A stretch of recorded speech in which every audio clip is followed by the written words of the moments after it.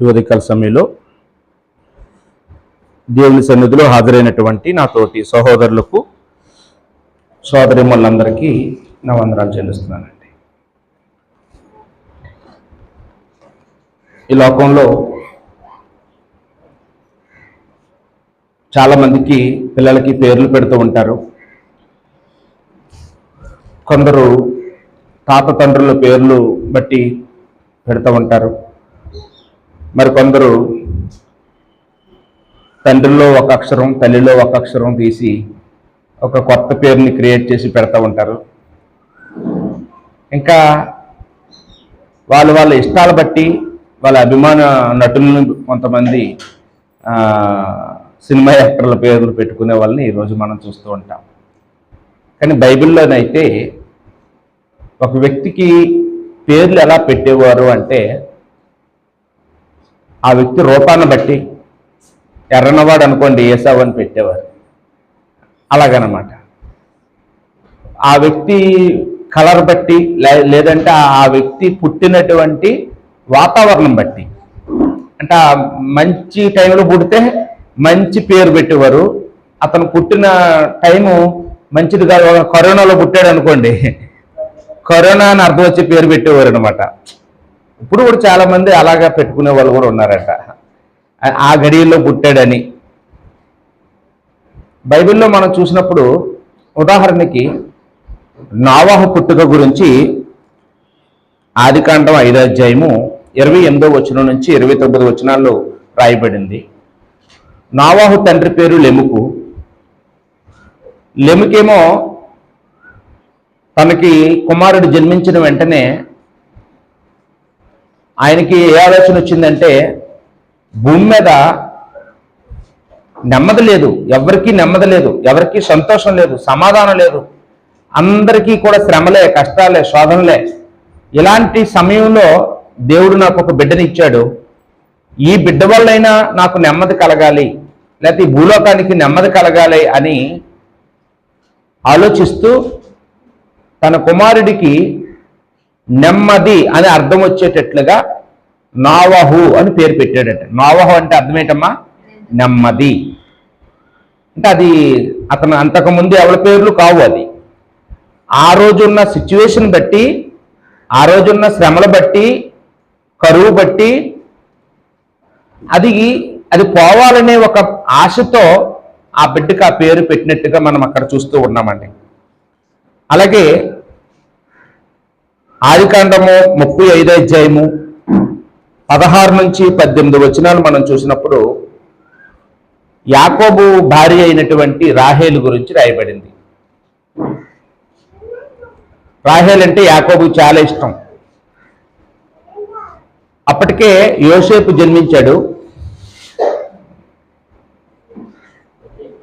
యోసేపు తర్వాత మరలా ఆమె 2వ బిడ్డకు జన్మనిచ్చిందండి.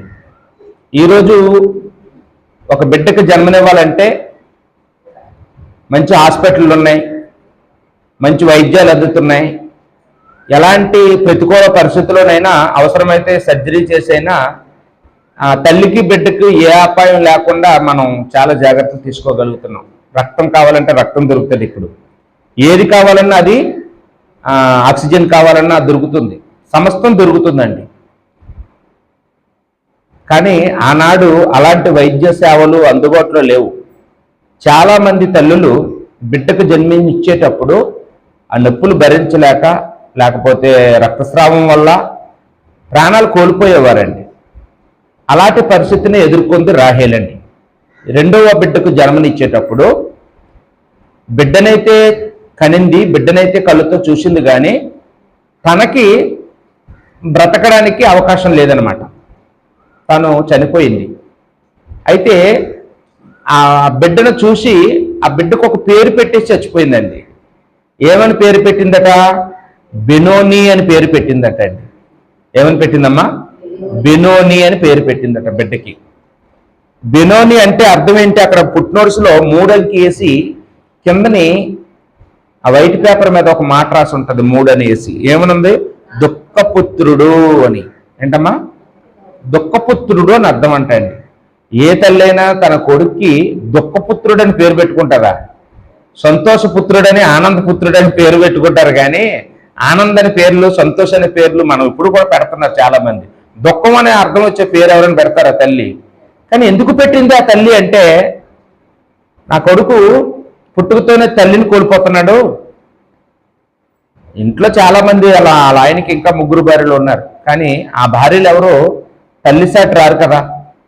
ఏంటండి, పుట్టుకతో తల్లిని కోల్పోయిన వాళ్ళ బాధ ఎలా ఉంటుంది? అందులోనే పురుట్లోనే కోల్పోతే తల్లిని, కనీసం తల్లి పాలు కూడా దొరకవు ఆ బిడ్డకి, పట్టుబాలే పట్టాలి.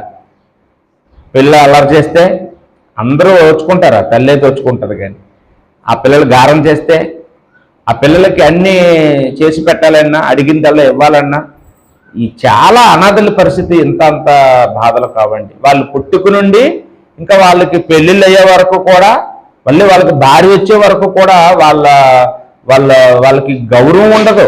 దానితో ఇంకొక మాట అంటారు, పుడుతూనే తల్లిని పొట్టను పెట్టుకున్నాడు ఈడు అంటారు కదండి. తల్లిదండ్రులతో పుట్టాడు ఈడు అంటారు. ఇంకా ఆ బిడ్డకి అవమానాలే, శాపాలే. అందుకనే ఆ తల్లికి ఆ బిడ్డను చూడగానే, నీ పేరు సంతోష్ కాదురా నాయన, నీ పేరు దుఃఖపుత్రుడు, నిన్ను ఇంతకంటే నీకు మంచి పేరు పెట్టలేను, ఎందుకంటే నువ్వు ఇలాంటి పరిస్థితిలో జన్మించావు నాకు అని చెప్పి తను చనిపోతూ ఆ పేరు పెట్టేసి చచ్చిపోయిందట. ఆ తర్వాత ఆమె చనిపోయిన తర్వాత ఆమె భర్త మాత్రం యాకోబు గారు ఆమె పెట్టిన పేరుని ఉండనివ్వలేదు. ఆ తర్వాత ఆయన పేరు మార్చేసాడట బిడ్డకి. బెనోని కాదు, బెన్యామీను అని మార్చాడంటండి. బెన్యామీను అని అంటే మాటకు అర్థం ఏంటంటే కుడి చేతి పుత్రుడు అని అర్థం అంటండి. అంటే ఇది కొంచెం బాగుంది. ఏంటండి, బెన్యామీన్ అనే మాట బాగుంది. ఎందుకంటే నా కొడుకు కుడి చేతి పుత్రుడు అని చెప్పడానికి బాగుంది. కానీ దుఃఖపుత్రుడు అని చెప్పుకోవడానికి ఇతనికి కూడా పిల్లడానికి కూడా ఇష్టం లేదు. భార్య కోసం ఆ అమ్మని ఏమనలేక ఆవిడ చనిపోతూ పెట్టిన పేరుని పెట్టుకో అన్నాడు. కానీ దాన్ని చిన్న కరప్షన్ చేసి బెనోనిని కాస్త ఏమని మార్చాడట, బెన్యామీన్ అని మార్చాడట. అలాగే మనం చూసినప్పుడు మరొక ఉదాహరణ కూడా మనం చూడొచ్చు. 1 సమూయేలు గ్రంథము 4వ అధ్యాయము 2వ వచనంలో, లేకపోతే 21వ వచనం 22వ వచనం అండి, క్షమించండి. 1 సమూయేలు 4వ అధ్యాయము 21, 22 వచనాల్లో ఇక్కడ ఏలీ కోడలు, ఏలీ అంటే తెలుసు కదండి, ఒక ప్రధాన యాజకుడు. ఆయనకి 2 కుమారులు, దుర్మార్గులైన కుమారులు, ఓప్ని, పీనెహాసు. ఈ యొక్క పీనెహాసు అనే వ్యక్తికి ఒక భార్య ఉంది. ఆమె నిండు చోళాలుగా ఉంది. అదే సమయంలో ఫిలిస్తీన్లతో యుద్ధం జరిగింది. ఈ ప్రధాన యాజకుడు కుమారులిద్దరూ కూడా, ఈ ఓప్ని, పీనెహాసులు దుర్మార్గులు, దేవాలయానికి వచ్చే వాళ్ళతో సైనించేవారు, దేవుడికి అమర్యాదగా ప్రవర్తించేవాళ్ళు, యెహోవాను ఎరగని వారుగా వాళ్ళు బ్రతికేవారు. కాబట్టి వాళ్ళ వల్ల దేవుడికి చాలా అవమానం కలిగింది. దేవుడికి కోపం వచ్చింది. దేవుడు శత్రువులు వారి మీదకి పంపించాడు.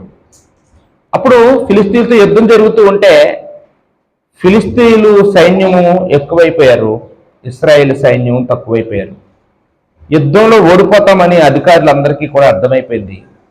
అప్పుడు మన దేవుని మందసాన్ని తీసుకొద్దామని, మందసాన్ని తీసుకురమ్మని కబురు పెట్టగానే ఓప్ని, పీనెహాసులు యాజకులు కదా, దేవుని మందసాన్ని యుద్ధంలోకి తీసుకొచ్చారు. అయితే మందసం తీసుకొచ్చినా కానీ వాళ్ళు పాపం చేసి వాళ్ళు ప్రవర్తిస్తే దేవుడు మందసాన్ని తీసుకొచ్చినా ఏం తీసుకొచ్చినా సుఖం లేదండి. ఈరోజు మనం కూడా చూడండి, కొన్ని సందర్భాల్లో బైబిల్ తలకింద పెట్టుకుని పడుకుంటారు. కొంతమంది బైబిల్ తలకింద పెట్టుకుని పడుకుంటే మంచిదా చెడ్డదా అంటే మంచిదే. కానీ మనం తప్పు చేసేసి, పాపం చేసేసి బైబిల్ తలకింద పెట్టుకుని పడుకుంటే మనకు ఏ అపాయం రాదనుకుంటే మనం చాలా తెలివి తక్కువ వాళ్ళం. మనం నీతిగా బ్రతుకుతూ బైబిల్ని మనం దగ్గరలో పెట్టుకుంటే మంచిదే. కానీ మనం దేవుడికి ఇష్టం లేని జీవితం జీవిస్తూ బైబిల్ తెచ్చి పక్కన పెట్టుకుంటే ఏం కాపాడుతుంది అది? ఏంటండి, వాళ్ళు కూడా అదే చేశారు, యుద్ధంలో ఓడిపోయారు. ఓప్ని, పీనెహాసులు యుద్ధంలో అక్కడికక్కడే చంపబడ్డారు. దేవుని మందసాన్ని ఫిలిస్తీన్లు పట్టుకుపోయారు. మనం గత వారం ఏమని చెప్పుకున్నట్టున్నాం. అప్పుడు ఆ వార్త విన్న మామగారు వెంటనే వెనక్కి తిరగబడి ఇంట్లో ఉన్న మామగారు చనిపోయారు. ఏలీ గారు కూడా ఏమయ్యారండి, కొడుకులిద్దరూ చచ్చిపోయారని, మందస్సం పట్టుకుపోయారని తెలిసి అక్కడికక్కడ ఆయన పడి చచ్చిపోయాడు. ఇంకా ఇంట్లో మిగిలిన్నది ఎవరు అంటే కోడలు గారు ఒకరే ఉన్నారు. ఈ పీనహాస్ అనేవాడు పెద్ద కొడుకు. ఈ పెద్ద కొడుకుకి పెళ్ళి అయింది. ఆవిడే గర్భవతిగా ఉంది, నిండు చూలాలి. ఈ వార్త తెలియగానే ఆమె బిడ్డకు జన్మనిచ్చిందట అండి. ఎలాంటి జన్మండి? పుట్టగానే తండ్రి చచ్చిపోయాడు, చిన్నాన్న చచ్చిపోయాడు, మామగా అలాగే తాతయ్య చచ్చిపోయాడు. ఇలాంటి పరిస్థితుల్లో బిడ్డను కనేసి ఆవిడే చచ్చిపోయింది. ఇంకా ఇంట్లో ఆ బిడ్డను ఎత్తుకోవడానికి కూడా ఎవరు లేరు. దిక్కుమాలి జన్మ అంటాం ఏమండి. తాత చచ్చిపోయాడు, తల్లి చచ్చిపోయింది, తండ్రి చచ్చిపోయాడు, అందరూ ఒకరోజే చచ్చిపోయారు. కొన్ని ఒకరి తర్వాత ఒకరు సమాధి చేయడానికి కూడా ఎవరు లేరు. బిడ్డ మాత్రం జన్మించాడు. ఆ బిడ్డను చూస్తే ఆ తల్లికి ఎలా ఉంటుందండి? ఎందుకు పుట్టావురా నాకు అసలు ఈ టైంలో, ఇప్పుడు పోతూ పోతూ నాకు మనశ్శాంతి లేకుండా నేను చచ్చిపోతున్నాను, నువ్వు పుట్టకుండా ఉన్న బాగున్నావు, నేను చంపేసుకున్న బాగున్నావు నేను ఇప్పుడు అని ఆ బిడ్డకి ఏకాబోతు అని పేరు పెట్టిందట అండి. మొదటి సమయాలు 4వ అధ్యాయము 21, 22 వచనాల్లో బిడ్డకి ఏం పేరు పెట్టిందండి? ఏకాబోతు అని పేరు పెట్టిందట అండి. అంటే ఏకాబోతు అంటే ప్రభావము పోయేను అని అర్థం వచ్చే పేరు. ఎవరిలో పోయింది ప్రభావం? ఇశ్రాయేల్ ప్రజలందరిలో ప్రభావం పోయింది. అసలు ఇశ్రాయేల్ ప్రజలకి ఎవరైనా శత్రువులు వచ్చి హాని చేయగలరా? దేవుడి మందిరంలో ఉన్న మందసాన్ని ఎవరైనా ముట్టుకోగలరా? ఎవరు ముట్టుకోలేరు. ప్రభావం పోతే ఎవరైనా ముట్టుకోగలరు. ప్రభావం పోయింది. ఏలీ కుటుంబంలో ప్రభావం పోయింది. యాజకుడి కుటుంబంలో ప్రభావం పోయింది. అందువల్ల ఇన్ని నష్టాలు. ఒకే రోజు తాతగారు చచ్చిపోయారు, తండ్రి చచ్చిపోయాడు, చిన్నాన్న చచ్చిపోయాడు.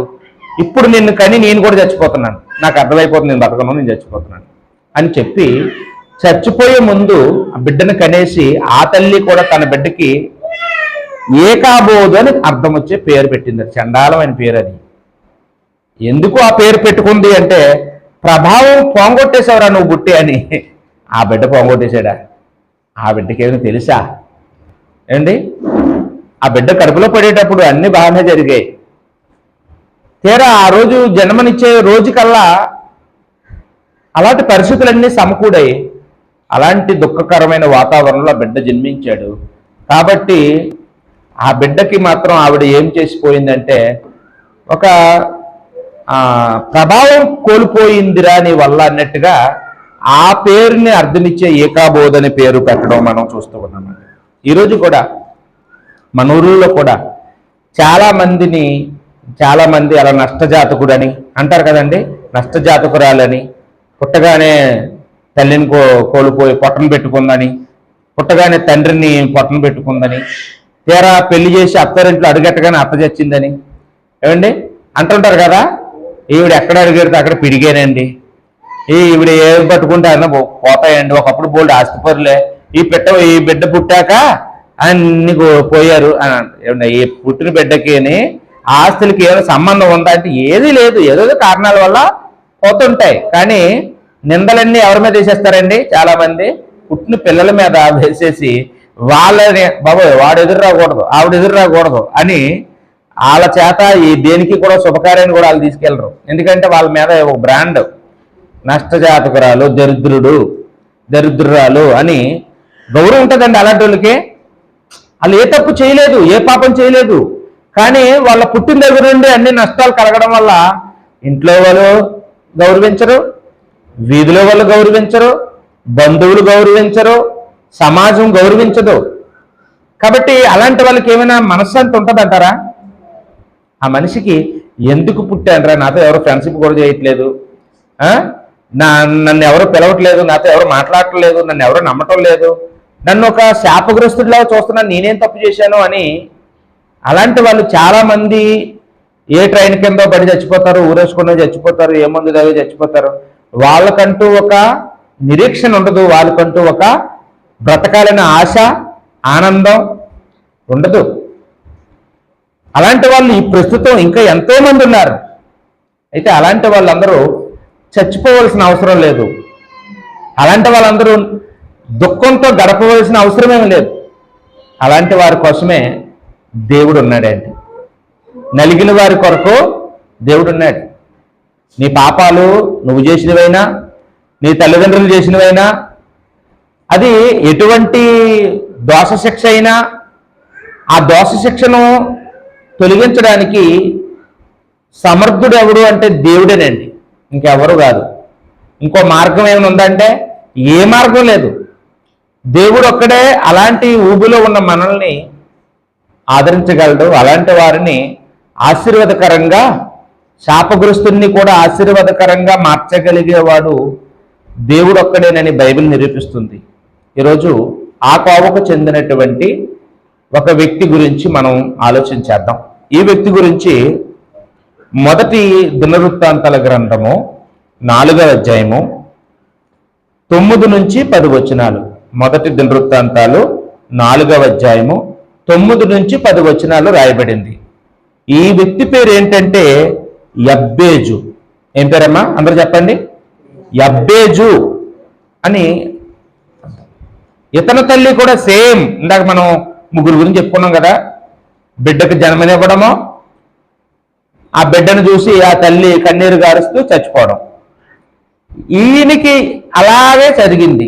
ఈ యబ్బేజు గారికి కూడా బిడ్డను కంటూ ఆ తల్లి ఏం చేసిందట, ఒక పేరు పెట్టేసి చచ్చిపోయింది. ఏమని పేరు పెట్టింది అంటే, అక్కడ మనం చూసినప్పుడు పుట్నోట్స్లో వేదన పుత్రుడు అని ఉంది. ఏమమ్మా? వేదన. వేదన అంటే ఏంటి అర్థం? వేదన అన్నా, దుఃఖం అన్నా, ఏంటండి, ఏడుపన్నా, ఇంకేంటి అంటాం మనం అర్థాలు. ఇవన్నీ నష్టం అన్నా, ఇవన్నీ ఒకటే. వేదన. ఎవరికైనా వేదన కావాలా? ఇక్కడ మీ పిల్లలకి ఎవరికైనా వేదన అని పేరు పెట్టుకుంటారా? వేదన అనే పేరు ఎవరో పెట్టరు. ఎవరైనా ఇంకా మంచి వేడుక అని పేరు పెట్టుకుంటారేమో కానీ వేదనతో నా బిడ్డ ఉండాలని, నా బిడ్డ పేరు వేదన పుత్రుడని అర్థం వచ్చే పేరు ఎవరో పెట్టుకోరు. ఈ రోజుకి కూడా ఎవరో పెట్టరు. ఈ యబ్బేజు అనే పేరు ఎవరైనా పెట్టుకుంటారో మీ పిల్లలకంటే? ఎవరో పెట్టుకోరు. ఎందుకంటే పుడతా తల్లిని కోల్పోతున్నాడు.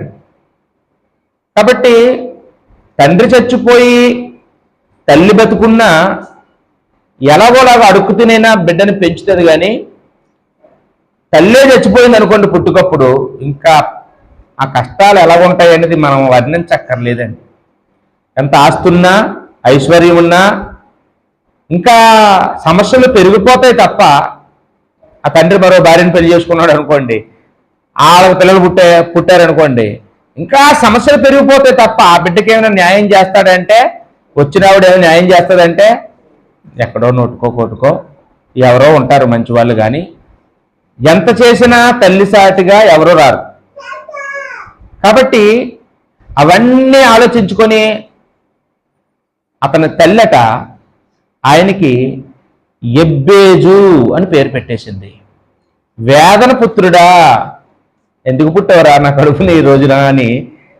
ఇలాంటి పరిస్థితుల్లో ఎందుకు పుట్టవరా, ఎంత వేదనలో, ఇన్ని నష్టాల్లో, ఇన్ని కష్టాల్లో, ఈనాటి కరువులో, ఇలాంటి రోగాల సమయంలో ఎందుకు పుట్టావు అని ఒక నష్టజాతకుడా అని అర్థం వచ్చేలాంటి పేరు ఆ బిడ్డకి తల్లే ఒక బిరుదు ఇచ్చేసి చచ్చిపోయిందండి. ఈయన ఎవరు ఇంతకీ అండి? ఈయన వంశం ఏంటి, ఈయన గోత్రం ఏంటి అని మనం చూసినప్పుడు గోత్రానికైతే తక్కువ లేదు. ఇతను యోధా గోత్రం వాడు. వంశానికైతే తక్కువ లేదు. ఇతను కాలేబు వంశం వాడు. కాలేబు అంటే తెలుసు కదండి. కాలేబు అంటే వేగులు వారు 10 మంది వెళ్తే ఆ కనాను చూడడానికి 2 మంచి సాక్ష్యం తెచ్చారట, 10 మంది చెడ్డ సాక్ష్యం. ఆ మంచి సాక్ష్యం తెచ్చిన 2లో యెహోషువ ఒకడు, కాలేబు ఒకడు. ఆ కాలేబు వంశానికి చెందినవాడట. యోధా గోత్రం అంటే అది యాకోబు కుమారుల్లో ఒకడు యోధా. అతను వంశంలోనే, అతని గోత్రంలోనే యేసుప్రభు వారు కూడా జన్మించారు. ఆ గొప్ప గోత్రం, మంచి గోత్రం. గోత్రం బాగుంది, వంశం బాగుంది, కానీ ఈయన బ్రతుకు బాలేదు.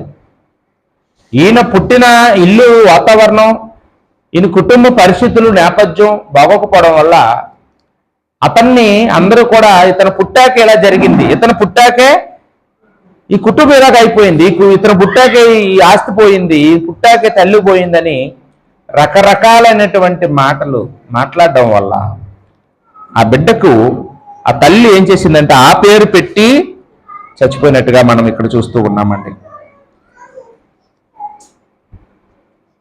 దేవుడు ఒకవేళ బైబిల్లో చాలా మంది విశ్వాస వీరుల గురించి అనేక చోట్ల రాశాడు. అందువల్ల వాళ్ళ పేర్లు మనకి ఇలా నోట్లో తిరుగుతూ ఉంటాయి. అబ్రహాం అయినా, ఇస్సాక్ అయినా, యాకోబు అయినా, మోషే గురించి, దావీదు గురించి, చాలా మంది ఆడవాళ్ళు మగవాళ్ళ గురించి బైబిల్లో తరచూ చాలా చోట్ల రాయబడిన వ్యక్తుల గురించి మనకు తెలుస్తుంది. కానీ ఈ ఒక్క చోట మాత్రమే, ఈ మొదటి దినవృత్తాంతాలు 4 అధ్యాయం 9-10 వచనాల్లో మాత్రమే, అది ఒక 2 వచనాల్లో ఇతని గురించి రాయబడితే ఇంకెక్కడ రాయబడలేదు. కాబట్టి చాలా మందికి ఇలాంటి వాళ్ళ గురించి చదవరు, గుర్తించుకోరు. కానీ దేవుడు ఇతనికి ఎంత అవకాశం ఇచ్చాడంటే ఎవరికి ఇవ్వలేని అవకాశం ఇతనికి ఇచ్చాడని మనం అర్థం చేసుకోగలం. మీరు బైబిల్ చదివే వాళ్ళు అయితే మొదటి దినవృత్తాంతాల గ్రంథం అనగానే ఆ ఆదాము దగ్గర నుండి మనుషులందరూ ఎవరు పుట్టారు, ఎవరి తండ్రి ఎవరు, ఎవరి కొడుకులు ఎవరు అని వంశావళులు ఉంటాయండి. మీరు బైబిల్లో ఏ పుస్తకమైనా ఇంట్రెస్ట్గా చదువుతారు. మొదటి దినవృత్తాంతాలు చదవండి, ఒక అధ్యాయం చదువుతాడు కల్లా బోరు కొట్టేస్తుంది, నిద్ర వచ్చేస్తుంది. కారణం ఏంటండి, ఇంకా అక్కడ ఇంకో స్టోరీ ఏమి ఉండదు. ఆయనకి ఈయన పుట్టాడు, ఈయనకి ఈయన పుట్టాడు, ఈయనకి ఈయన పుట్టాడు అని అలాగా ఏ ఉంటాయి. కొన్ని పేర్లు అయితే నోరే తిరగవు. ఆ పేర్లు 1వ అధ్యాయం దగ్గర నుండి అక్కడ 4వ అధ్యాయం 8వ వచనం వరకు కూడా ఈ వంశావళులే ఉంటాయి, ఎవరి స్టోరీ ఉండదు. మళ్ళీ ఇతని గురించి చెప్పేసి మళ్ళీ ఆ 10వ వచనం దాటాక ఆ 11వ వచనం దగ్గర నుండి మళ్ళీ 8వ అధ్యాయం వరకు కూడా మనం చదివితే ఇంకా వంశావళులే ఉంటాయి. ఎక్కడ ఎవరి గురించిన స్టోరీ ఉండదు. అంటే దాదాపుగా 8 అధ్యాయాల మధ్యలో సరిగ్గా సెంటర్ పాయింట్లో దేవుడు ఒక వ్యక్తి గురించి మాత్రమే వివరాలు ఇచ్చాడంటే ఏంటి, దాదాపు 500 మంది గురించి అప్పటి వరకు రాసి, 500 కుటుంబాల గురించి రాసి, వాళ్ళ గురించి ఏ వివరాలు రాయకుండా ఒకరి గురించి మాత్రం వివరిస్తున్నాడంటే అతను దేవుడి దృష్టిలో ప్రత్యేకమైనవాడా కాదండి. ఏమండి, ఇప్పుడు ముకుందపురం అనగానే ఒకరి పేరు వస్తుంది అనుకోండి, అతను గొప్పోడైనట్టే కాదా? అందరి పేర్లు చెప్పకుండా ముకుందపురం అనగానే ఆయన తెలిసేయండి మీకు అని అంటున్నారంటే అతను ప్రయోజకుడు అయినట్టే కదా. ఊరందరినీ చెప్పుకోకుండా ఆయన పేరు చెప్తున్నారు. ఒక తల్లిదండ్రులైనా కానీ పిల్లలందరి గురించి గొప్పగా చెప్పుకోకుండా ఒకరి గురించి చెప్పుకుంటున్నారు అనుకోండి, అంటే అర్థం ఏంటి, ఆ కొడుకులందరిలో చెప్పుకోదగ్గ కొడుకు ఎవరైనా ఉన్నారంటే ఇతనంటే అని అర్థం అండి. ఒక ఊర్లో ఒక పోలీస్ అయినా, ఒక టీచర్ అయినా, ఒక ఇంజనీర్ అయినా, ఎవరైనా ఒక డాక్టర్ అయినా ఆయన గురించి కదా ఎవరైనా చెప్పుకుంటారు. మా ఊర్లో డాక్టర్ గారు ఉన్నారండి, మా ఊర్లో ఎమ్మెల్యే ఉన్నాడండి, మా ఊరు నుంచేనండి పశువుల డాక్టర్ అయ్యాడండి ఒక ఆయన అని చెప్పుకుంటే మన ఊరికే కదా పేరు. దేవుడు కూడా ఒక వ్యక్తి గురించే ఆ పుస్తకంలో హైలైట్ చేశాడు, ఎవరి గురించి చేయలేదు, ఎవరి గురించి వివరాలు రాయలేదు. ఒక వ్యక్తి గురించి మాత్రమే ఎంతగా రాశాడు అంటే ఖచ్చితంగా అతనిలో ఏదో దేవుడికి నచ్చిన గుణము కనపడిందండి. ఈ ఎబ్బేజు నాకెందుకు ఇలాంటి పుట్టుక వచ్చిందని మనస్తాపనకు గురైపోయి తన జీవితాన్ని నాశనం చేసుకోలేదు, దుర్వాసనాలకు గురైపోలేదు.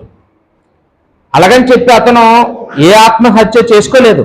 ఈరోజు చూడండి, ఏదైనా కొంచెం కష్టాలు నష్టాలు ఎదురవగానే, కుటుంబం అర్థం చేసుకోకపోగానే, భార్య అర్థం చేసుకోకపోగానే, లేకపోతే అన్నదమ్ములు మోసం చేయగానే చాలామంది ఏమవుతారండి, ఇంకా నా బ్రతుకు వేస్ట్, నేను బతకడం వేస్ట్ అని చెప్పి ఆ జీవితాన్ని తనుగుని చాలించేస్తూ ఉంటారు.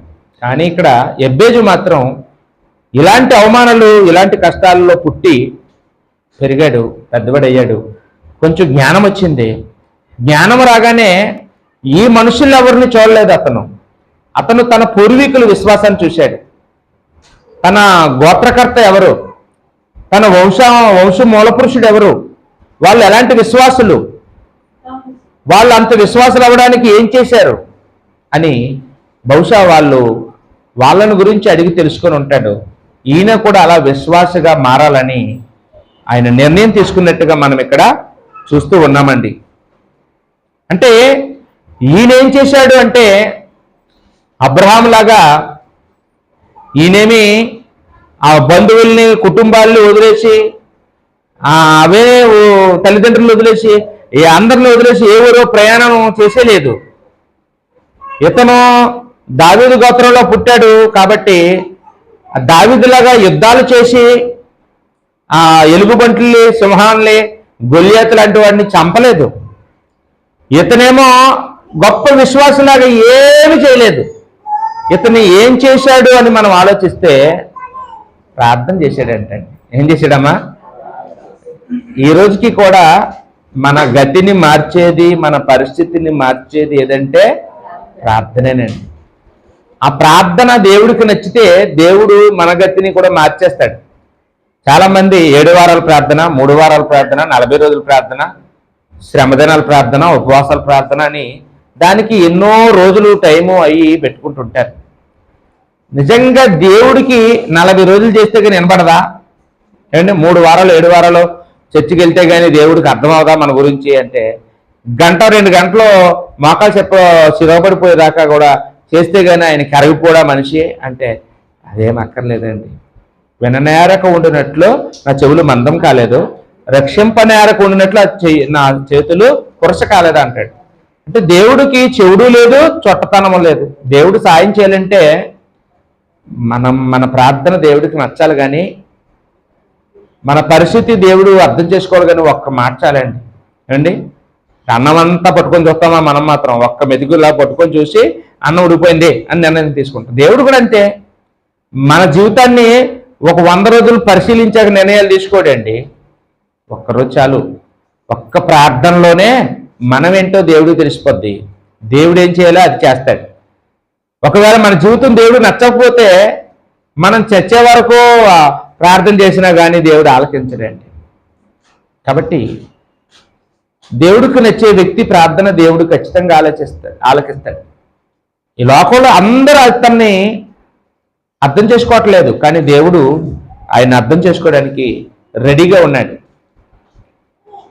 అందువల్ల ఎబ్బేజు ఏం చేశాడంటే మొదటగా దేవుడి దగ్గరికి వెళ్ళాడు, దేవుని యొద్దకు వెళ్ళాడు ప్రార్థన చేసుకోవడానికి. దేవుడు మీద ఆధారపడ్డం తప్ప నాకు ఇంకొక మార్గం లేదని, నా శక్తితో, నా జ్ఞానంతో, నా డబ్బుతో, నా తెలివితేటలతో నా పరిస్థితిని నేను మార్చుకోలేను, నా శాపగ్రస్తమైన పరిస్థితిని మార్చగలిగేవాడు దేవుడేనని తెలుసుకున్నాడు. దేవుడి దగ్గరికి వెళ్ళడం మొదలుపెట్టాడు. దేవుడి దగ్గరికి వెళ్ళిన తర్వాత ఏం చేశాడటమ్మా? అసలు వాస్తవానికి దేవుడు ఏం చేయగలడు అని మనం ఒకసారి చూస్తే బైబిల్లో కొన్ని మాటలు రాయబడ్డాయండి. 30వ కీర్తన 11వ వచనంలో దేవుడు ఎటువంటి వాడని రాయబడిందంటే దుఃఖాన్ని నాట్యంగా మార్చేవాడు. మీరు వచనం రాసుకుని సరిపోద్ది. దేవుడు ఎటువంటి వాడటమ్మా? దుఃఖాన్ని నాట్యంగా. అంటే ఎవరు దుఃఖంలో ఎవరైనా నాట్యం చేస్తారా? నాట్యం అంటే డ్యాన్స్. ఎవరైనా కొడుకు చచ్చిపోయాడండి, తల్లి డ్యాన్స్ చేస్తుందా? కొడుకు చచ్చిపోతే భరతనాట్యం చేస్తుందా? అక్కడ చేయదండి. డ్యాన్స్ ఎప్పుడు చేస్తాం? ఏదో పెళ్ళి అయినప్పుడో, ఏమంటే ఏదో ఫంక్షన్లు అయినప్పుడో సంతోషాన్ని వ్యక్తం చేయడానికి ఆనందంలో ఆ మ్యూజిక్ పాటలు అవి వేస్తుంటే వాళ్ళ ముందు నేను కొంచెం కాలు ఊపుతారు, కొందరు డ్యాన్స్ కూడా వేస్తారు. కానీ అంటే దేవుడికి ఎటువంటి శక్తి ఉందంటే దుఃఖాన్ని కూడా నాట్యంగా మార్చగలిగేవాడట. అంటే ఇప్పుడు దుఃఖంలో ఉన్న ఒక తల్లిని నాట్యం చేసేలాగా దేవుడు చేయాలంటే ఏం చేయాలి? చచ్చిపోయిన కొడుకుని బతికించాలి. అవునండి? ఈ లోకంలో ఎవరైనా చేయగలరా ఆ పని? ఎవరు చేయలేరు, కానీ దేవుడు చేయగలడు. పాత నిబంధనలో కానీ కొత్త నిబంధనలో కానీ చనిపోయిన వారిని దేవుడు లేపి ఆ కుటుంబానికి దుఃఖాన్ని తీసివేసి నాట్యంగా వారిని మార్చాడు. నాట్యం అంటే డ్యాన్స్ చేస్తేనే నాట్యం కాదు, మనం సంతోషంగా ఉండడమే నాట్యం అనే మాటకు అర్థం. దుఃఖంతో ఉన్న మనల్ని సంతోషపరచగలడు. ఒక్క క్షణంలో, ఒక్క రాత్రిలో, ఒక్క గడియలో దేవుడు ఆ పని చేయగలిగేవాడని బైబిల్ చెప్తుంది. 107వ కీర్తన 35వ వచనం. 107:35 ఏముందంటే ఆయనట అరణ్యాన్ని నీటి మడుగుగా మార్చగలడట, ఎండిన నేలను నీటి ఊటలుగా చేయగలడట. అరణ్యాన్ని నీటి మడుగు, అరణ్యంలో నీటి మడుగులు ఉంటాయా? ఉండవు. ఎవరు తవ్వుతారు అక్కడ నీటి మడుగులు? మోడీ గారు డబ్బులు ఇస్తే తప్ప మన ఊరోళ్ళు తవ్వరు. అవునండి, వర్షాలకి గుంటలు తవ్వండి అంటే ప్రభుత్వం డబ్బులు ఇస్తేనే కానీ మన ఊర్లో మనం తవ్వుకోం. అరణ్యంలో ఎవరు తవ్వుతారు? ఎవరు తవ్వరు. కానీ దేవుడు అరణ్యంలో కూడా నీటి మడుగుల్ని, మరి ఆ మడుగులు ఉండబట్టే కదా ఆ పశువులు ఆ జంతువులు నీళ్ళు తాగుతున్నాయి. అక్కడ ఎవరు మడుగులు పెట్టారు? దేవుడు పెట్టాడు. ఎవరు తవ్విని కావు. అలాగే ఎండిన నేలలో కూడా నీటి ఓటల్ని ఇశ్రాయేలీయులు అరణ్య ప్రయాణంలో వస్తున్నప్పుడు అక్కడ వాళ్ళకి నీళ్ళు లేక అరణ్యంలోకి వచ్చినప్పుడు, ఆ ఎడారిలోకి వచ్చినప్పుడు, సీను అరణ్యం దగ్గరికి వచ్చినప్పుడు వాళ్ళకి దాహంతో వాళ్ళు కేకలు వేసేసారు, మనం చచ్చిపోతాం, మమ్మల్ని అందుకని తీసుకొచ్చామని మోషే మీద చేసినప్పుడు, తిరుగుబాటు చేసినప్పుడు దేవుడు ఏం చేశాడమ్మా? బండను చూపించాడు. ఈ బండతో మాట్లాడు, నీకు నీళ్ళు ఇస్తుంది అన్నాడు. బండలో నుండి నీళ్లు రప్పించాడా లేదా? అంటే అసాధ్యమైనది దేవుడికి లేదని బైబిల్ మనకు చెప్తూ ఉందండి. మన పరిస్థితులు ఎలాంటివైనా, ఎంత ప్రతికూల పరిస్థితులైనా మార్చగలిగే శక్తి దేవుడికి మాత్రమే ఉందని బైబిల్ చెప్తూ ఉంది. ఆమోసు గ్రంథం 5వ అధ్యాయం 8వ వచనంలో ఒక మంచి మాట రాయబడింది. ప్రకృతి వర్ణన ఏమని రాయబడిందంటే, కారు చీకటిని ఉదయముగా మార్చగలడట. దేవుడు ఏం చేయగలడని ఉందమ్మా అక్కడ. ఆమోసు 5:8లో కారు చీకటి అంటే అమావాస్య రాత్రి లాంటిది. కారు చీకటి అంటే మనిషికి కనపడలేని అంధకారం. అలాంటి రాత్రినట ఉదయంగా మార్చగలడు. వాస్తవానికి చెప్పేది రాత్రి గురించి కాదు, ఉదయం గురించి, అంతకంటే కాదు. నీ అంధకారమైన జీవితాన్ని వెలిగించగలడు, నీ జీవితంలోకి వెలుగునివ్వగలడు. నీ చీకటమైపోయిన నీ బ్రతుకుకి మరలా ఒక అర్థాన్ని ఇవ్వగలడు, చిగురించగలడు, నీ జీవితాన్ని చిగురింపు చేయగలడు దేవుడని ఆదరించే మాటలండి ఇవన్నీ కూడా. అంటే దేవుడికి అసాధ్యమైనది ఏదీ లేదని బైబిల్ చెప్తుంది. బహుశా ఇలాంటి మాటలేవో ఆ ఎబ్బేజు గారికి ఎవరో తెలియజేసి ఉంటారు, ఎవరో సువార్త ప్రకటించి ఉంటారు. ఎవరో చెప్పకపోతే ఎవరికి తెలియదు కదండి, ఎవరో చెప్పారు. చెప్పగానే అతను ఏం చేశాడండి? ఇవన్నీ తూచు, ఇవన్నీ అబద్ధం, ఏదో పోషణ చేసుకోవడానికి నువ్వు చెప్తున్నావు అని ఆయన వాటిని తోలనాడకుండా ఆ మాటల్ని నమ్మాడు, విశ్వసించాడు. అయితే నేను దేవుడి దగ్గరికి వెళ్తాను, దేవుడికి ప్రార్థన చేసుకుంటాను అన్నాడు. 10వ వచనంలో ఆయన ప్రార్థనలో 4 ప్రాముఖ్యమైనటువంటి మాటలు, 4 గంటలు చేసాడు అనుకుంటున్నారా? మనం చేస్తాం ప్రార్థన గంటలు 10 సంవత్సరాలు బట్టి చేసినా ఆ మాటలే, ఇంక కొత్త మాటలు ఏమి రావు. ఏమండి? రోజు మొక్కుబడి ప్రార్థన, ఏమంటే టేప్ రికార్డు ప్రార్థన. అయ్యే ఇంకా నన్ను దీవించు, నా భార్యను దీవించు, నా పిల్లలు దీవించు, నా వ్యాపారం, నా భూమి, నా పిల్లల చదువులు, అండ్ నా అప్పులు, మనకి కొన్ని ఉంటాయి పాయింట్లు. ఆ 5 పాయింట్లో 10 పాయింట్లో అవి తప్ప ఇంకా తర్వాత మనకేం గుర్తురావండి. కానీ ఎబ్బేజీ గారు చేసిన ప్రార్థన దేవుడికి నచ్చిందట. ఆ ప్రార్థన వినగానే దేవుడు ప్రతిఫలం ఇచ్చేశాడని రాయబడింది. విన్న వెంటనే దేవుడు అతని ప్రార్థన అంగీకరించాడని, అతనికి ప్రతిఫలం ఇచ్చాడని రాయబడింది. అంటే ఏం చేశాడు ఆ ప్రార్థన? ఈరోజు మనకి ఆ ప్రార్థన కావాలి. ఆ ప్రార్థనలో ఆ 4 మాటలు కనీసం మనం తెలుసుకోగలిగితే చాలా మన జీవితానికి ఉపయోగపడుతుంది, మన బ్రతుకులు కూడా మార్చుకోగలం. ఏం చేశాడమ్మా ప్రార్థన? మొదటి మాట చూస్తే 10వ వచనంలో, మొదటి దినవృత్తాంతాలు 4వ అధ్యాయం 10వ వచనంలో ఏమంటున్నాడంటే, నీవు నన్ను నిశ్చయముగా ఆశీర్వదించు అన్నాడు. మొదటి మాట ఏంటమ్మా? ప్రార్థనలో నా మొదటి విన్నపం ఏంటంటే నన్ను ఆశీర్వదించు అనటం లేదు, నన్ను నిశ్చయముగా ఆశీర్వదించు అంటున్నాడండి. అంటే అతని జీవితము ఆశీర్వాదకరంగా ఉందా అంటే ఆశీర్వాదకరంగా లేదు.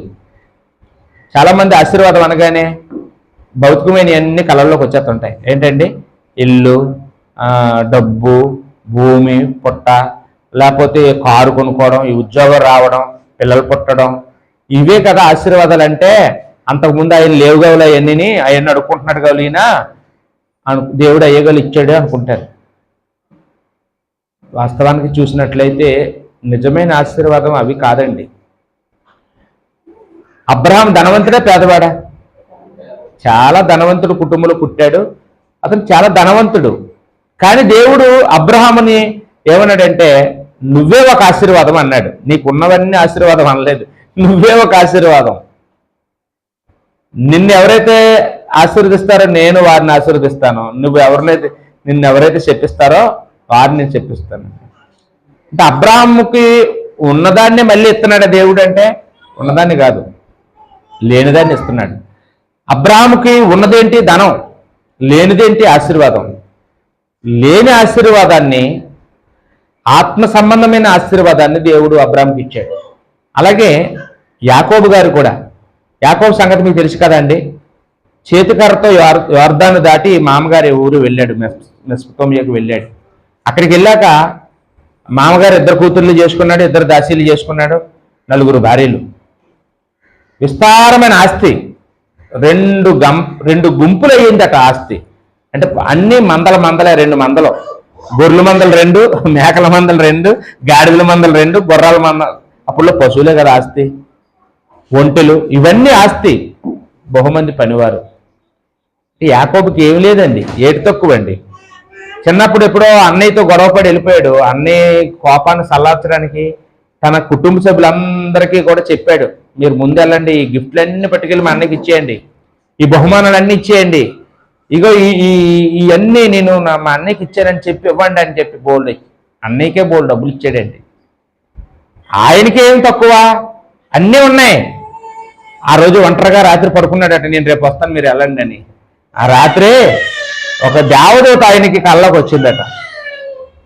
ఆ దేవదూత కనపడి అనే 2 కాళ్ళు పట్టేసేటండి. దేవదూత పట్టేసి నన్ను ఆశీర్వదిస్తావా లేదా అని కూర్చున్నాడట. పట్లు పట్టేసాడట, దేవదూతతో పెనుగులాడేసాడట. ఆయన గురించి ఆదికాండలో ఉంది, అలాగే హోషియా గ్రంథంలో ఉంది. హోషియా గ్రంథం 12 అధ్యాయం 3-5 వచనాల్లో, హోషియా 12 3-5 వచనాల్లో ఏం రాయబడిందంటే ఆయన గురించి ఒక ప్రత్యేకమైన మాట ఆదికాండంలో రాయబడలేని మాట ఏంటండి? మగసిరి గలవాడై ఆయన పెనుగులాడాడట. ఎలా పెనుగులాడాడండి? మగసిరి అనే మాట అంటే ఏ విషయంలో మగతనం అతనికి ఉంది అంటే, దేవుడితో పెనుగులాడే విషయంలో, దేవుడితో పోట్లాడే విషయంలో, నన్ను దీవిస్తావా లేదా, నువ్వు నన్ను దీవించకపోతే నేను ఇక్కడ నుంచి కదలలేవని అన్నాడట దేవదూతని. అంత పట్టు పెట్టేశాడట. ఏం కావాలి? ఆస్తి అంతా ఉందా లేదా? భార్యలు ఉన్నారు లేరా? పిల్లలు ఉన్నారా? 12 మంది సంతానం, ఒక ఆడపిల్ల, అంటే 13 సంతానం. ఇది ఎంత ఉండగాలి, ఇంకేం అడుగుతున్నాడు రా అనుకుంటే, మనమైతే డబ్బుగా అడుగుతున్నాడు అనుకుంటాం. అయ్యేందుకు బోల్డును కట్లు ఉన్నాయి ఆయన దగ్గర. ఆయన అడుగుతున్నది ఏంటంటే ఆత్మ సంబంధమైన ఆశీర్వాదం, క్షమించే ఆశీర్వాదం, తగ్గించుకునే ఆశీర్వాదం, ధైర్యంగా నిలబడే ఆశీర్వాదం, దేవుడితో గడిపే ఆశీర్వాదం. ఇలాంటి ఆశీర్వాదాలు నాకు కావాలని పట్లు పెట్టాడు. దేవుడు ఇచ్చాడా అంటే ఇచ్చాడు. అందువల్లే తన కొడుకైన యోసేపు బాల్యదినాల్లోనే దూరం అయిపోయినప్పటికీ, ఇష్టమైన కొడుకు చచ్చిపోయాడని తెలిసింది. ఎవరో చెప్పారు, నీ కొడుకుని పులి తినేసింది, అందువల్ల ఇగో మేమే సాక్షులం అని చెప్పి అన్నదమ్ములు అందరూ వచ్చేసి అబద్ధం చెప్పారు. చచ్చిపోవాలి అసలు. దేవుడు ఏమైనా చెప్పాడో వచ్చి చచ్చిపోలేదురా నాయన అని? దేవుడు చెప్పలేదు, ఎవరూ చెప్పలేదు, దేవదూతలు చెప్పలేదు, ఎవరూ చెప్పలేదు. బిడ్డ చచ్చిపోయాడని తెలిసినా కూడా ధైర్యంగా నిలబడ్డాడంటే ఇష్టమైన కొడుకు అతను ఒకడే. కానీ ఎందుకు నిలబడగలిగాడంటే ఆ ధైర్యం ఎవరిచ్చిన ధైర్యం అండి? దేవుడిచ్చిన ధైర్యం. అంటే ఈరోజు ధైర్యంగా ఉండడం కూడా ఆశీర్వాదమేనా? చాలా మందికి అన్నీ ఉంటాయి, ధైర్యం ఉండదు అండి. అన్నీ ఉంటాయి, ఏముండదండి. చిన్నది ఏదైనా ఇలా చెప్పగానే అలా చచ్చిపోతున్నారు. ఏమైనా హార్ట్ అటాక్లు బాగా వస్తున్నాయి కదండి. చాలా మంది ఎందుకు చచ్చిపోయాడండి? హార్ట్ అటాక్ అండి అంటున్నారు.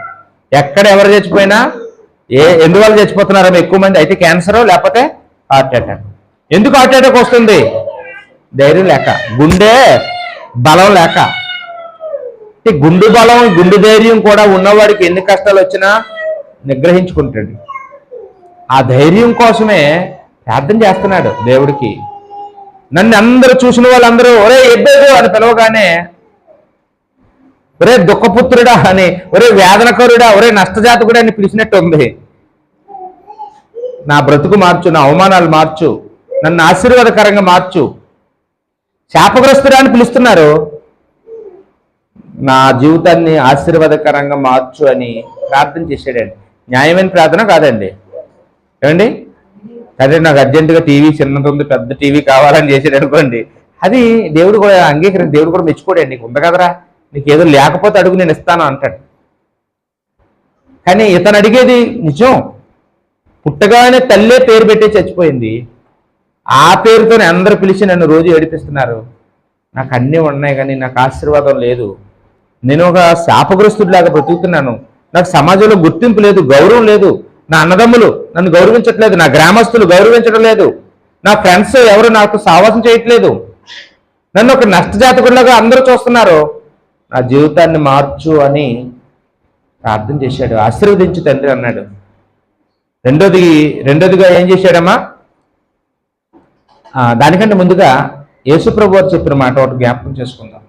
ఈరోజు మన మాటలు కూడా దేవుడు ఆలకించాలంటే మనం ఏం చేయాలంటే, యోహాను సువార్త 15:5 యోహాను సువార్త 15:5 ఏముందంటే, ఎవడు నా యందు నిలిచి ఉండునో, నేను ఎవని యందు నిలిచి ఉండునో వాడు బహుగా ఫలించును అని.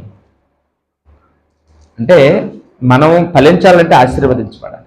మనం ఆశీర్వదించబడాలంటే నెంబర్ 1 మనము దేవుడి యందు నిలిచి ఉండాలి, అలాగే దేవుడు మన యందు నిలిచి ఉండాలి. ఈరోజు చాలా చోట్ల జరుగుతున్నది ఏంటంటే, మనం చర్చకొస్తున్నామంటే ఒక వారం మనం కూడా చర్చకొస్తున్నాం, మనం దేవుడిలో మనం ఉన్నాం, కానీ ఎవరు ఉండాలి? దేవుడు కూడా మనలో ఉండాలి కదా. చర్చికి రానైన వాళ్ళ గురించి బైబిల్ ఎక్కడ మాట్లాడలేదు. దురదృష్టం ఏంటంటే ఈరోజు మన చర్చికి రానైన వాళ్ళే పెడుతుంటాం మనం అలాగా. ఎందుకంటే వాడే పెద్ద పాపాత్ముడు అనుకుంటున్నాం మనం. నిజమైన లోపం ఎవరిలో ఉంటుందంటే, ఆ రానైనోడి గురించి దేవుడు పట్టించుకోడు, అసలు దేవుడికి అక్కర్లేదు, వాడు ఆడేందుకు. ఇక ఎవరికండి ఇప్పుడు హెచ్చరిక అవసరం? చర్చికి వచ్చి కూడా దేవుడు మనలో లేకపోతే, మనం దేవుడిని సంపాదించుకోకపోతే, దేవుడు దీవెనలు దేవుడి ఆశీర్వాదాలు పొందుకోకపోతే మనమే దురదృష్టవంతులం. గత వారంలో మనం చెప్పుకున్నాం, అభినాదాబు ఇంట్లో దేవుని మందసం ఎన్ని సంవత్సరాలు ఉంది? 20 సంవత్సరాలు. 20 సంవత్సరాలు అభినాదాబు దేవుడి మందసాన్ని శుభ్రం చేసిస్తే సరిపోదండి, దేవుడికి కూడా నచ్చాలి కదా ఇల్లు. దేవుడు కూడా ఉండాలనుకుంటేనే ఉంటాడు. దేవుడికి కానీ ఆయన నచ్చి ఆయన భార్య నచ్చకపోయినా, ఆయన నచ్చి ఆయన పిల్లలు నచ్చకపోయినా,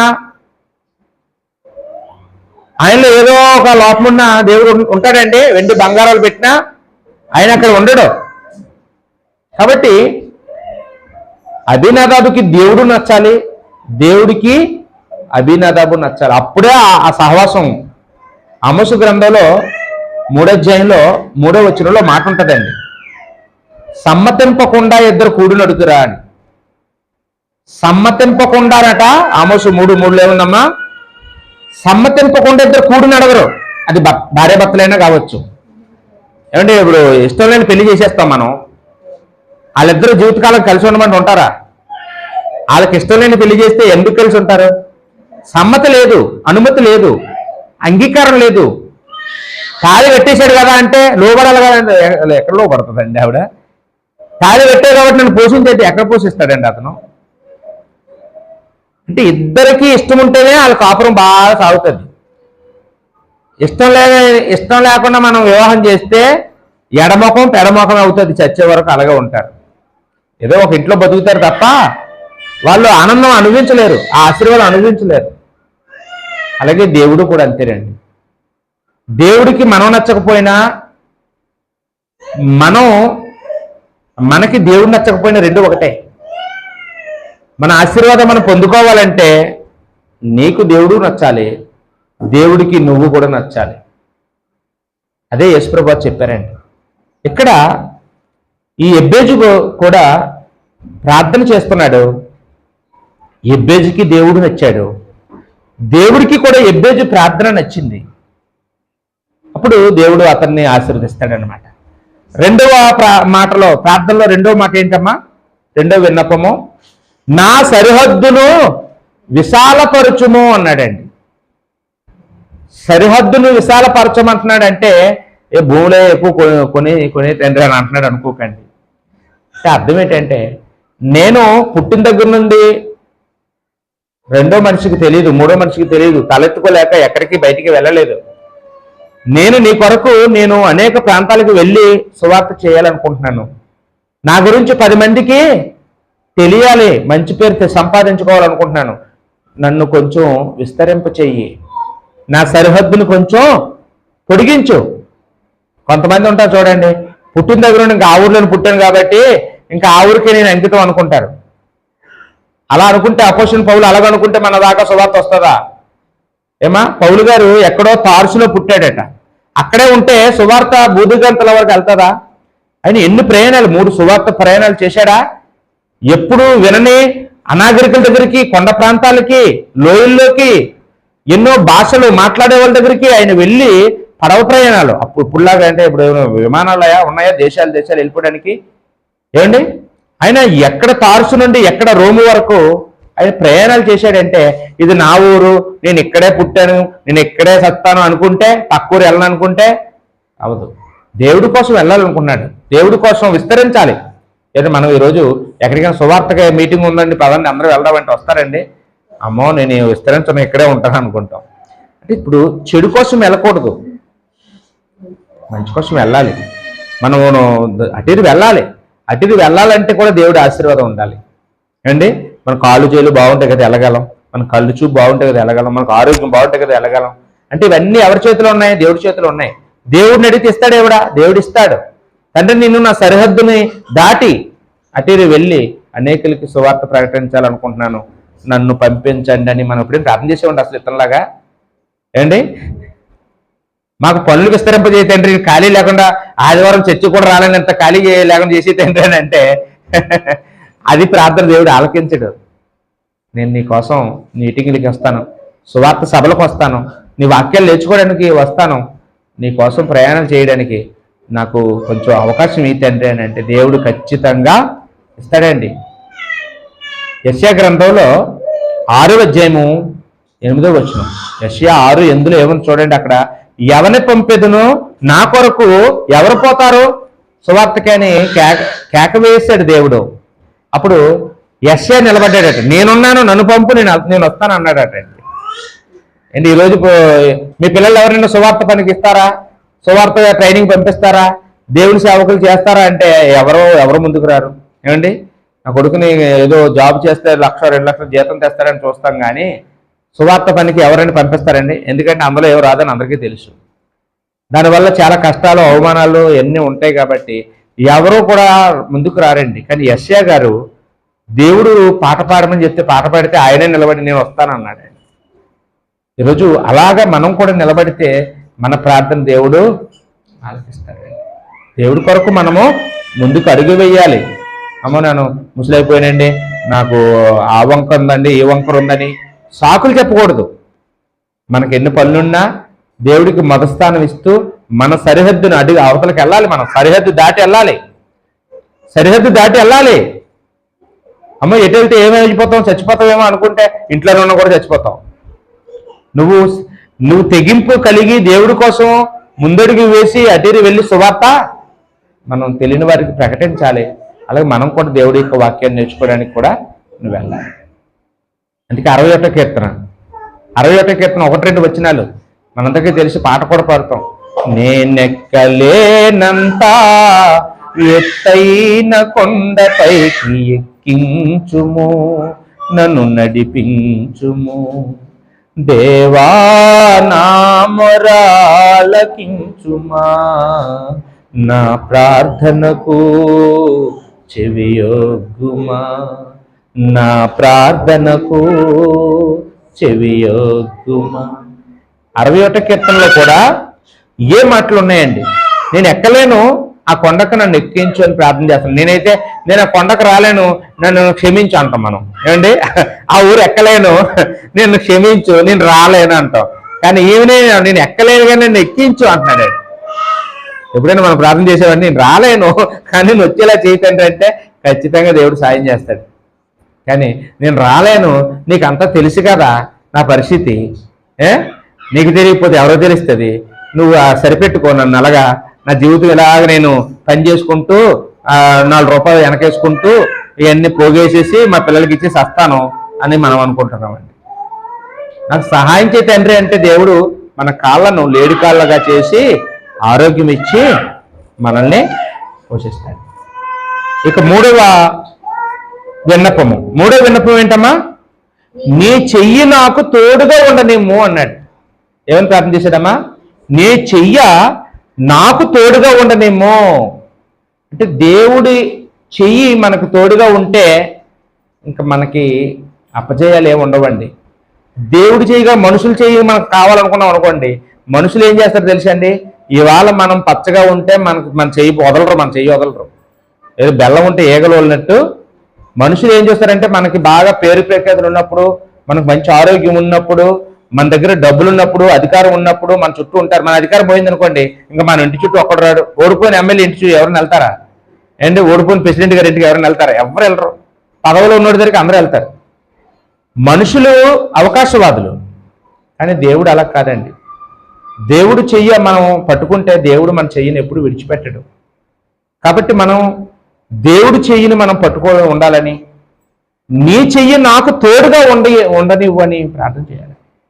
దేవుడు సౌలుకి దేవుడు చెయ్యిని తోడుగా ఉంచాడు. సౌలు రాజు అయ్యాడు, ఇశ్రాయేలుకి మొదటి రాజు అయ్యాడు. గాడిదలు కాచుకునేవాడు బెన్యామీన్. అంటే ఇందాక చెప్పుకున్నాం కదండి, ఆఖరగా పుట్టి చచ్చిపో. ఆ బెన్యామీన్ అంటే చిన్న కొడుకుని ఎవడైనా రాజుని చేస్తారా? పెద్ద కొడుకులు 3 మంది, అప్పటికే 11 మంది ఉన్నారు ఇంకా పెద్దోళ్ళు. ఇతను 12వ వాడు. యాకోబుకి 12 సంతానం. ఆఖరి కొడుకుకి రాజుని చేశాడంటే దేవుడు ఎంత చిన్నోడిని చేశాడు చూడండి. పెద్ద పదవి ఇచ్చేసాడు. కానీ అతను పాపాల మీద పాపాలు, దేవుడికి నచ్చలేని పనులన్నీ చేసేస్తుంటే దేవుడు ఏం చేశాడు? చేయి తీసేసాడట సౌలు మీద. ఎప్పుడైతే చేయి తీసేశాడో ఇంకా అతను విజయాలు అపజయాలే. ఆ చెయ్యి మళ్ళీ ఎవరి మీద పెట్టాడట? దేవుడు తీసేసిన చెయ్య దావీదు మీద. కాబట్టి దావీదేమో గొర్రెలు కాసుకునేవాడు, రాజు అయిపోయాడు. కాబట్టి దేవుడు చెయ్యి నీ మీద ఉంటే నీకు అభివృద్ధి అవుతావు. నువ్వు దేవుడు చెయ్యి నీకు తోడుగా ఉంటే నీ సమస్యల నుంచి బయటికి రాగలుగుతావు. నువ్వు బలవంతుడు అవుతావు, నువ్వు జ్ఞానవంతుడు అవుతావు, 10 మందికి సహాయం చేసేవాడు అవుతావు. దేవుడు చెయ్యి వదులుకున్నావా ఏమైపోతామండి? మనమే 10 మందిని అడుక్కు తినవలసిన పరిస్థితి వచ్చేదాకా చేస్తాం దేవుడు. కాబట్టి ఎప్పుడు కూడా మనం దేవుడు చెయ్యిని మనకు తోడుగా ఉండాలని మనం కోరుకోవాలండి. 44వ కీర్తన 3వ వచనంలో ఆ మాట ఉంటుంది, నీ దక్షిణ హస్తము నాకు విజయాన్నిచ్చెను అని. నా గుర్రాలు కాదండి. దావీదు ఏమంటున్నాడమ్మా? నాకు ఇన్ని విజయాలు రావడానికి కారణం నా గుర్రాలు కాదు, నా సైన్యము కానే కాదు, నా రథాలు అసలే కాదు. సాధారణంగా రాజులకి విజయాలు దేని బట్టి వస్తాయంటే సైన్యం బట్టి. అతని దగ్గర ఎన్ని రథాలు ఉన్నాయో, ఎన్ని గుర్రాలు ఉన్నాయో, అంతమంది సైన్యంలో ఉన్నాయి, ఎన్ని పనిముట్లు ఉన్నాయి, వాటి పెట్టే కదా. ఈరోజు కూడా మనం నేవీలోను వాళ్ళు ఆర్మీ వాళ్ళు వీళ్ళు ఏం చేస్తారండి, మనకు అప్పుడప్పుడు వైజాగ్లో అవన్నీ ప్రదర్శనలు ఇస్తుంటారు. మా దగ్గర ఎంత బలం ఉంది, మా దగ్గర ఎంత బలం ఉందని చూపిస్తుంటారు. ఆ నేవీ వాళ్ళు వీళ్ళందరూ, ఎయిర్ ఫోర్స్ వాళ్ళు వీళ్ళందరూ ఈ సముద్రాల్లో ఎలాంటి ఆయుధాలు ఉన్నాయి మన దగ్గర అవన్నీ చూపిస్తారు. ఎందుకంటే ఇది నా బలం అని అవతల దేశానికి తెలియజేయడానికి. కానీ దావీదు ఏమంటున్నాడంటే, నా బలం నువ్వేనయ్యా, ఏవి కావు, నీ దక్షిణాస్తమే నాకు అన్ని విజయాలు ఇస్తుంది. నీ దక్షిణాస్తం అంటే దక్షిణం అంటే ఇది కుడి చెయ్య. ఈ కుడి చెయ్యి నాకు ఇస్తుంది. దేవుని కుడి చెయ్యిని మనము ఎప్పుడు పోగొట్టుకోకూడదండి. రైట్. ఇక 4వ విన్నపం, అదే ప్రార్థనలో 4వ మాట మాట్లాడాడు. 4 మాటలు. ఏమాటమ్మా 4వ మాట ఏంటి? నాకు కీడు రాకుండా దానిలో నుండి నన్ను తప్పించుము. నాకు కీడు రాకుండా దానిలోంచి నన్ను తప్పించు. అంటే కీడు వస్తుందా రాదా? మనిషి అని పుట్టిన తర్వాత కీడు అంటే పాపం. కీడు వస్తుందా రాదా? మనిషికి వస్తుంది. కీడు చేసే అవకాశాలు వస్తాయా? వస్తాయి. రాక మానో. యేసుప్రభుని కూడా సాతానుడు శోధించడానికి వచ్చాడా లేదా? పాపం చేయించాలని అతన్నే వదలలేదు. నువ్వు నేను ఏపాటి వాళ్ళమండి, మనం ఏపాటి వాళ్ళం. యేసుప్రభునే పాపం చేయించడానికి ట్రై చేశాడు అతను. దేవుడి దగ్గరికే సాతాను వెళ్ళి యోబు మీద అబద్ధాలు చెప్పాడు. అవ్వ దగ్గరికి వచ్చి, అవ్వ ఇది నిజమా, దేవుడు అబద్ధం చెప్పాడు అని దేవుడి మీద నిందలేశాడు సాతాను. దేవుడి దగ్గరికి వెళ్ళి కూడా నిందలేశాడు యోబు మీద. అంటే సాతానికి దేవుడన్నా లెక్కలేదు, మనిషి అన్నా లెక్కలేదు, యేసుప్రభుని లెక్క. ఎవరి దగ్గరికైనా వచ్చి అబద్ధాలు అడగలడు, ఎవరినైనా పాపం చేయించగలడు, ఎవరినైనా ఎడదీసేయగలడు. అయితే నీవు నాకు కీడు రాకుండా తప్పించు. నేనేం పాపం చేశానండి అంటాం మనం. నేను పాపినే తండ్రి, నేను పాపాలు చేసేవాడినే, నేను పాపం చేసేస్తాను, కానీ నువ్వు మాత్రం నువ్వు తప్పించు. నాకు పాపం చేయడం ఇష్టం లేదు, కానీ సాతాను నన్ను శోధిస్తున్నాడు, నన్ను తప్పించు. రోజుకి మనం ఆ ప్రార్థన అలవాటు చేసుకుంటే, నన్ను మాటల ద్వారా కానీ, చూపుల ద్వారా కానీ, ఏమైనా అసూయ వల్ల కానీ, హృదయంలో కానీ, లోపల కానీ ఏదైనా పగ, లేకపోతే ఏదైనా ఎవరు చెప్పుడు మాటలు వినడం వల్ల కానీ నేను కీడు చేసే ప్రమాదం ఉంది. ఆ కీడు నేను చేయకుండా నన్ను తప్పించు అని ఎప్పుడైనా మనం ప్రార్థన చేసామండి. పాపం చేశాక ఒప్పుకోవడమే మహా కష్టం ఏంటి. పాపం చేసా దొంగోడు అంటే ఊరుకుంటాడండి. నన్ను అంటావరా దొంగోడని అని, నువ్వు దొంగ, మీ తాత దొంగ, మీ నాన్న దొంగ అని వాళ్ళమే పడతారు. కానీ పాపం చేయకుండానే, పాపం చేయకుండా నన్ను కాపాడు అని ప్రార్థన చేస్తున్నాడండి దేవుడికి. చాలా ఇష్టమైన మాట అండి ఇది, దేవుడికి ఇష్టమైన జీవితం. ద్వితీయోపదేశకాండము 31:29, ద్వితీయోపదేశకాండం 31:29లో మనిషి ఎప్పుడు కీడు చేయవలసిన పరిస్థితి వస్తుందో చెప్తున్నాడండి. ఎప్పుడు వస్తుందట అంటే దేవుని ఆజ్ఞను మీరినప్పుడు. దేవుని ఆజ్ఞను ఎప్పుడైతే మీరేమో సాతాను మనల్ని పట్టుకుంటాడు అనమాట. మనం ఆదివారం ఆరాధన మానేసి అనుకోండి ఏదో కారణం చేత, అది మంచి కారణమో, ఎన్నో కారణాలు మన దగ్గర బోల్డ్ ఆప్షన్స్ ఉంటాయి, మానేసిన దాని కారణాలు మనం ఎన్నో చెప్తాం. అయితే సాతాను కీడు చేయడానికి అదొక తోవ, ఆడికి వేసినట్టు ఓ రోడ్డు వేసాం మనం, ఇప్పుడు వస్తాడు మన ఇంట్లోకి ఆ వంకని. అలాగా మనం ఏదైనా ఒక దురాశ మనలో ఉంటే ఆడికి రోడ్డు వేసినట్టే ఏంటమ్మా. కాబట్టి మనం దేవుని ఆజ్ఞను మేరకుండా మనం జాగ్రత్త పడితే చాలు, దేవుడు మనం పాపం చేయకుండా మనల్ని కాపాడుతాడు. మన ఆజ్ఞలు మీరేస్తూ తండ్రి నువ్వు మాత్రం నన్ను మాత్రం గట్టిగా కాపాడాలంటే సుఖం లేదండి. నువ్వు ఆజ్ఞ మేరకుండా నువ్వు జాగ్రత్త పడు, దేవుడు నిన్ను పాపం చేయకుండా నిన్ను కాపాడుతాడు. అదే యేసుప్రభు వారు కూడా శిష్యులకి ప్రార్థన చేయడం నేర్పించారు కదా కొండ మీద ప్రసంగంలో. మత్తయి సువార్త 6:13 మత్తయి సువార్త 6:13లో యేసుప్రభు శిష్యులకి ప్రార్థన చేయడం నేర్పించినప్పుడు యేసుప్రభు వారు కూడా ఈ మాట వాడారండి, ఈ ప్రార్థన చేశారు. ఈ ఎబ్బేజు చేసిన ప్రార్థన యేసుప్రభు చేశారు. ఇక్కడ ఏమన్నారమ్మా, మమ్మును శోధనలోనికి తేక దుష్టుడి నుండి మమ్మల్ని తప్పించు అన్నాడు. దుష్టుడి నుంచి అన్నాడు కానీ ఒకటంకి వేసి కిందన ఫుట్నోట్స్లో కీడు నుండి తప్పించు అన్నాడు. అంటే ఈ కీడు నుండి తప్పించమని చేసిన ప్రార్థన ఎవరు చేశారు? ఎబ్బేజు చేశాడు. మరలా ఎవరు చేశారు? యేసుప్రభు చేశారు. ఈరోజు మనమే చేయట్లేదండి, మనమే చేయట్లేదు. మనం ఒప్పుకోము, అసలు మన పాపాలే మనం ఒప్పుకోము. కానీ చేయకుండానే నన్ను తప్పించు తండ్రి అని ప్రార్థన చేయడం అది గొప్ప సంగతి అండి అది అండి. రైట్. కాబట్టి ఇంత శాపగ్రస్తమైన కుటుంబంలో పుట్టి, శాపగ్రస్తుడిగా పుట్టి, అన్ని అవమానాలు భరించి చివరికి దేవుడి సన్నిధికి వచ్చి దేవుడు నమ్ముకున్నాడు, దేవుడికి ప్రార్థన చేశాడు. దేవుడు ఇప్పుడు ఇతను మనవి ఆలకించాడా అంటే ఆలకించాడని బైబిల్ చెప్తుందండి. చదవండి అక్కడ 10వ వచనం ఆఖరి లైన్లో, దానిలో అని ప్రార్థింపగా దేవుడు అతని మనవ చేసిన దాన్ని అతనికి దయచేసేను.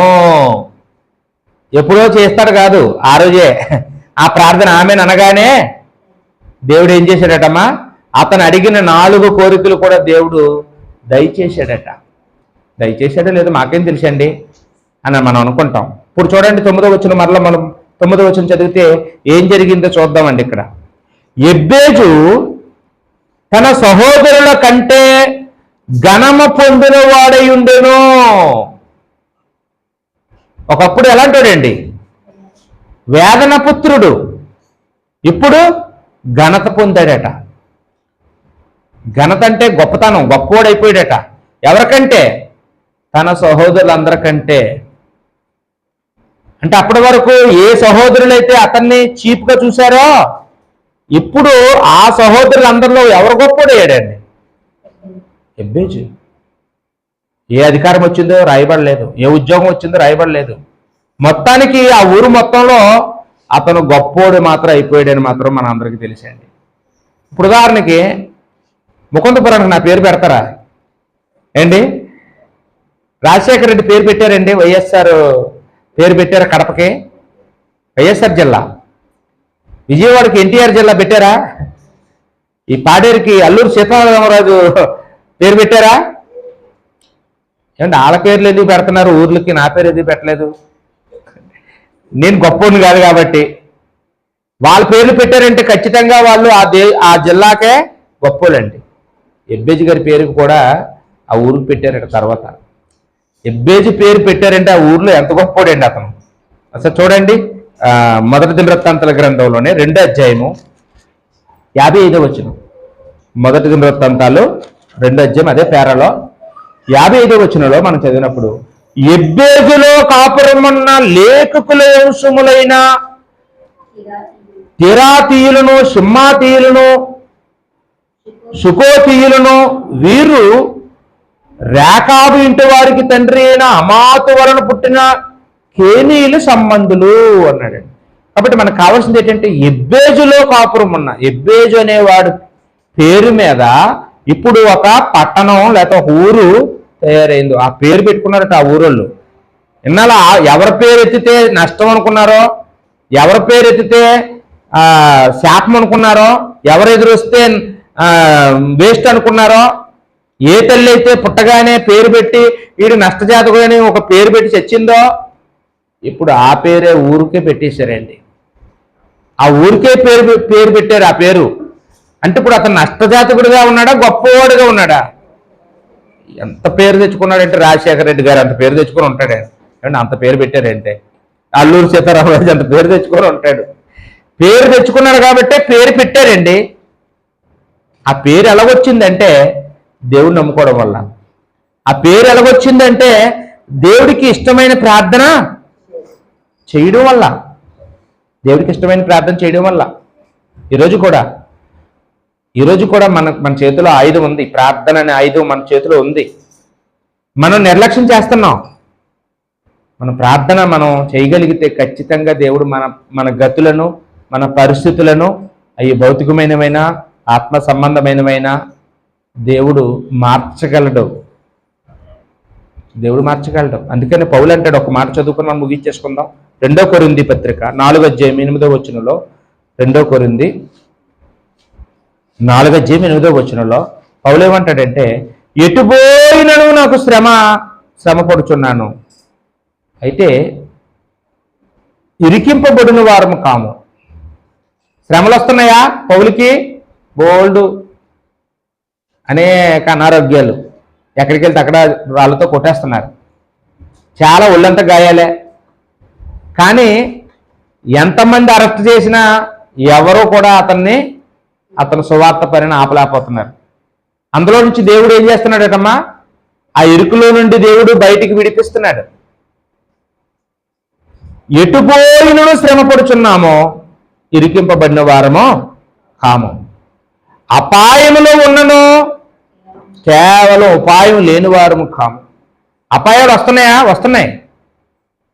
అపాయం వచ్చినప్పుడు అపాయంలో నుంచి ఉపాయం కూడా దేవుడే మళ్ళీ ఇస్తున్నాడు. ఐడియా, ఉపాయం అంటే ఏంటండి? ఆ అపాయం నుంచి ఎలా కాపాడుకోవాలో ఐడియా కూడా దేవుడు, ఆలోచన కూడా ఇస్తున్నాడు.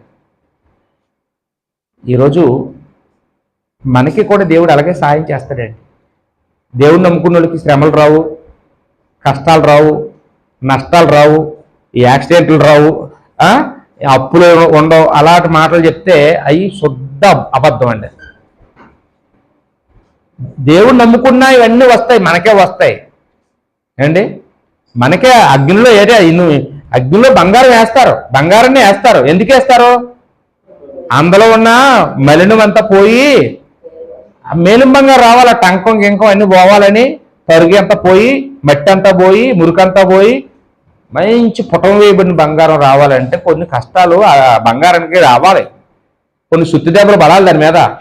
అప్పుడు మళ్ళీ అది మంచి బంగారంగా, అందమైన బంగారంగా తయారవుతుంది. క్రైస్తవుడికి కూడా అగ్ని వంటి శ్రమలు దేవుడు రప్పిస్తాడు. ఎందుకంటే మనము ఆత్మీయంగా పెరగడానికి. శ్రమలు వస్తాయి, శ్రమల నుంచి తప్పించే దేవుడు మనకున్నాడు. అపాయాలు వస్తాయి, ఉపాయాలు కూడా దేవుడు మనకి ఇస్తాడు. మనం పడిపోతాము, దేవుడు మనల్ని మరలా ఏం చేస్తాడమ్మా, నిలబెడతాడు, మనల్ని నడిపిస్తాడు. కాబట్టి మనం దేవుడికి ప్రార్థన చేద్దాం. ఎబ్బేజు లాంటి జీవితం ఒకవేళ మనకు లేకపోవచ్చు, అంత దుర్భరమైన బ్రతుకు మనకు కాకపోవచ్చు, కానీ అంత దుర్భరమైన వాడినే దేవుడు లేవనెత్తినప్పుడు, దేవుడి మీద ఆధారపడితే నిన్ను నన్ను లేవనెత్తలేడా చెప్పండి? ఏమంటే అలాంటి వాడినే, అంత నష్టజాతకుడినే ఆశీర్వాదకరుడుగా మార్చాడు, ఘనుడిగా మార్చాడు, సహోదరులందరిలో గొప్పవాడిగా, ఆ ఊరికే పేరు తెచ్చిన వాడిగా చేశాడంటే మనమే పాట వాళ్ళం. ఏమంటే మనల్ని లేపడం ఎంతసేపు, మనం ఇప్పటికే చాలా గొప్పలు అయిపోయాం. ఇంకా మనల్ని ఇంత పెద్ద సాయం చేశారో మనం ఇంకా గొప్పలు అయిపోతాం ఏమండి. కాబట్టి దేవుడికి అసాధ్యమైంది లేదు. దేవుడి మీద ఆధారపడదాం, మన విశ్వాసాన్ని పెంచుకుందాం. ఓపికగా విన్న మీ అందరికీ వందనాలు చెల్లించుకుంటూ ముగిస్తున్నాను. సహోదరు బొద్దు గారికి సమయాన్ని ఇస్తున్నాను.